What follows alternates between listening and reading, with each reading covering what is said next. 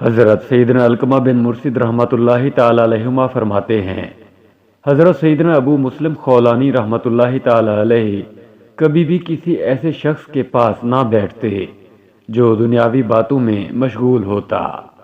ایک مرتبہ آپ رحمۃ اللہ تعالی علیہ مسجد میں گئے تو دیکھا کہ کچھ لوگ ایک جگہ جمع ہیں۔ آپ رحمۃ اللہ تعالی علیہ نے یہ گمان کیا کہ یہ لوگ ذکر اللہ عز و جل کے لیے یہاں جمع ہیں، چنانچہ آپ رحمۃ اللہ تعالی علیہ ان کے پاس جا کر بیٹھ گئے۔ وہ لوگ آپس میں باتیں کر رہے تھے۔ کوئی کہہ رہا تھا میرا غلام فلاں فلاں جگہ گیا، کوئی کہہ رہا تھا میں نے غلام کو سفر کا سامان مہیا کر دیا۔ الغرض اسی طرح کی دنیاوی باتیں اس محفل میں ہو رہی تھی۔ جب آپ رحمۃ اللہ تعالی علیہ نے ان کی یہ باتیں سنی تو فرمایا، سبحان اللہ عز و جل، میرا تو تمہارے متعلق کچھ اور ہی گمان تھا، مگر تم کچھ اور نکلے۔ میری اور تمہاری مثال تو ایسی ہی ہے جیسے کوئی شخص سردی کے موسم میں شدید موسلا دھار بارش میں بھیگ رہا ہو، پھر اچانک اسے ایک بڑی عمارت نظر آئی۔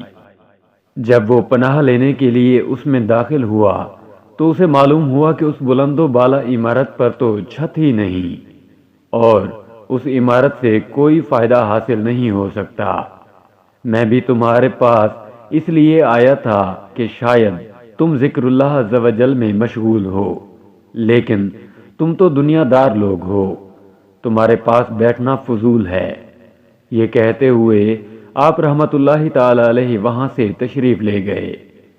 جب آپ رحمۃ اللہ تعالی علیہ بڑھاپے کی وجہ سے بہت زیادہ کمزور ہو گئے تو لوگوں نے عرض کی، حضور اپنے مجاہدات میں کچھ کمی کر دیجئے۔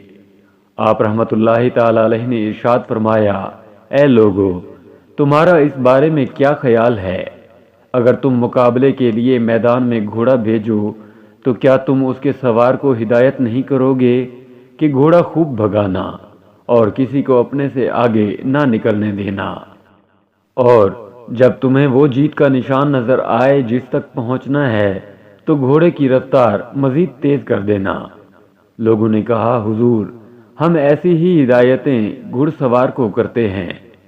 پھر آپ رحمۃ اللہ تعالی علیہ نے ارشاد فرمایا، اے لوگو، میں بھی اپنی موت کے بالکل قریب پہنچ چکا ہوں، پھر میں اپنے عمل کو کم کیسے کر دوں؟ بلکہ اب تو مجھے اپنے رب عز و جل کی اور بھی زیادہ عبادت کرنی چاہیے۔ پھر فرمایا، ہر کوشش کرنے والے کی کوئی نہ کوئی غایت ہوتی ہے اور ہر شخص کی غایت موت ہے۔ کچھ تو اپنی موت تک پہنچ چکے اور جو باقی ہیں عنقریب وہ بھی پہنچ جائیں گے۔ بالآخر مرنا سب نے ہے۔ اللہ عز و جل کی ان پر رحمت ہو اور ان کے صدقے ہماری مغفرت ہو، آمین، بجاہ نبی الامین صلی اللہ تعالی علیہ وآلہ وسلم۔